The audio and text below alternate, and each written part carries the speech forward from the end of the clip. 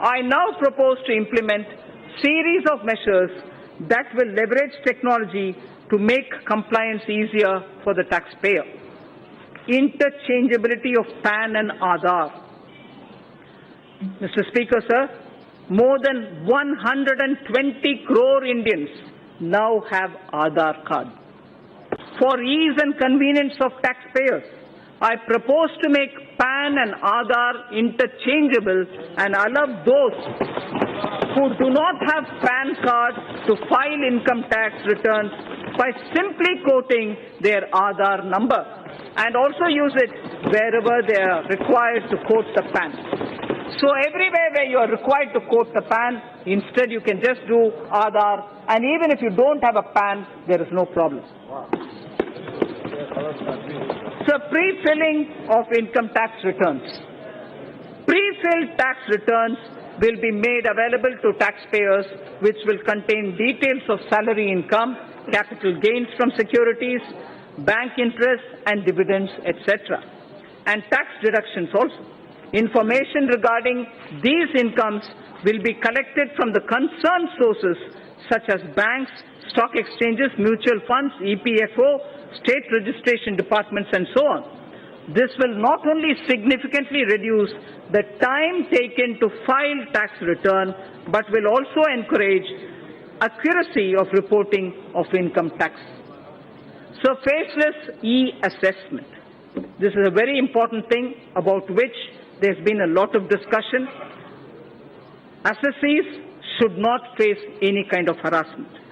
The existing system of scrutiny assessments in the income tax department involves a high level of personal interaction between the taxpayer and the department, which leads to certain undesirable practices and on the part of the tax officials. To eliminate such instances and to give shape to the vision of Honorable Prime Minister, a scheme of faceless assessment in electronic mode involving no human interface is being launched this year in a phased manner.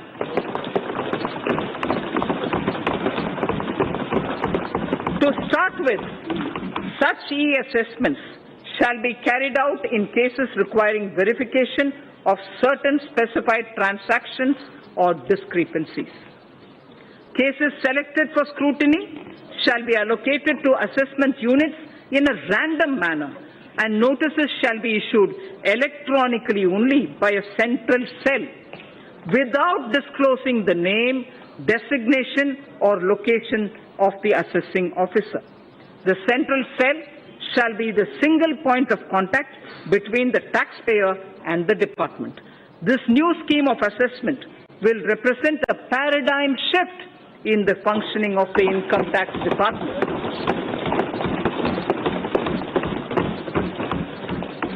So on digital payments, our government has taken a number of initiatives in the recent past for the promotion of digital payments and less cash economy.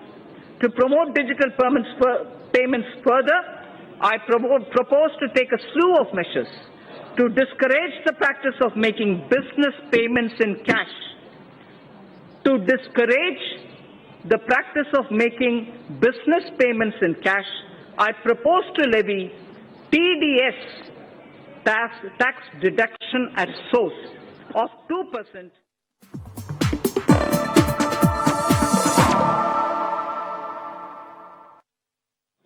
I repeat this. To discourage the practice of making business payments in cash, I propose to levy TDS of 2% on cash withdrawal exceeding 1 crore in a year from a bank account. Further, there are low-cost digital modes of payment such as Beam UPI, UPI QR code, Aadhaar Pay, certain debit cards, NEFT, RTGS, etc., which can be used to promote less cash economy. I therefore propose that the business establishments with annual turnover of more than 50 crores shall offer such low-cost digital modes of payment to their customers, and no charges No charges or merchant discount rates shall be imposed on customers as well as the merchants. No charges or merchant discount rates shall be imposed on customers as well as the merchants. RBI and banks will absorb these costs from the savings that will accrue to them on account of handling less cash as people move to these digital modes of payment. Necessary amendments are being made in the Income Tax Act and the Payments and Settlements System Act of 2007 to give effect to these provisions. So now about the revenue mobilization. I'm sure it's equally concerning for all of us. Mr. Speaker, sir, as I have started earlier, we have taken several measures in the past to alleviate the tax burden on small and medium income earners, as those having annual income up to 5 lakhs are not required to pay any income tax. We are thankful to the taxpayers who play a major role in nation building by paying their taxes. However, in view of the rising income levels, those in the highest income brackets need to contribute more to the nation's development. I therefore propose to enhance the surcharge on individuals having taxable income from 2 crore to 5 crores and 5 crore and above, so that effective tax rates for these two categories will increase by around 3% and 7% respectively. So the other measures, I also propose to simplify the tax law to reduce genuine hardships being caused to taxpayers, which include enhancing threshold of tax for launching prosecution for non-filing of returns and exempting appropriate class of persons from the anti-abuse provision of Section 50CA and Section 56 of the Income Tax Act. So the indirect taxes. Now coming to indirect taxes, sir. We are aware that the landscape has changed significantly with implementation of the GST. In every sense, this has been a monumental reform. In every sense, this has been a monumental reform, center and states coming together and agreeing to pool in their sovereign power of taxation for common good of the country was unprecedented. 17 taxes and 13 cesses became one tax. Multitude of rates instantly became 4. Almost all commodities saw rate reduction. Tens of returns were replaced by just one. Taxpayers' interface with tax departments got reduced. Border checks got reduced and eliminated in many cases. Goods started moving freely across states, which saved time and energy. A truck started doing two trips in the same time in which it was doing one. Thus, dream of one nation, one tax, one market was realized. The GST Council deserves all the credit for this. Sir, in the initial phase, GST witnessed certain teething problems. This was natural considering the scale of the reform.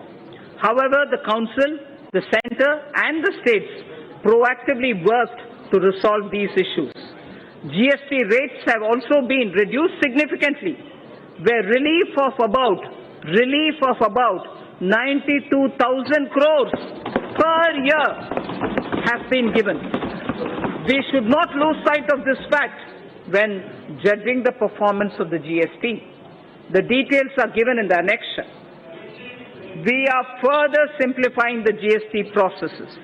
A simplified single monthly return is being rolled out.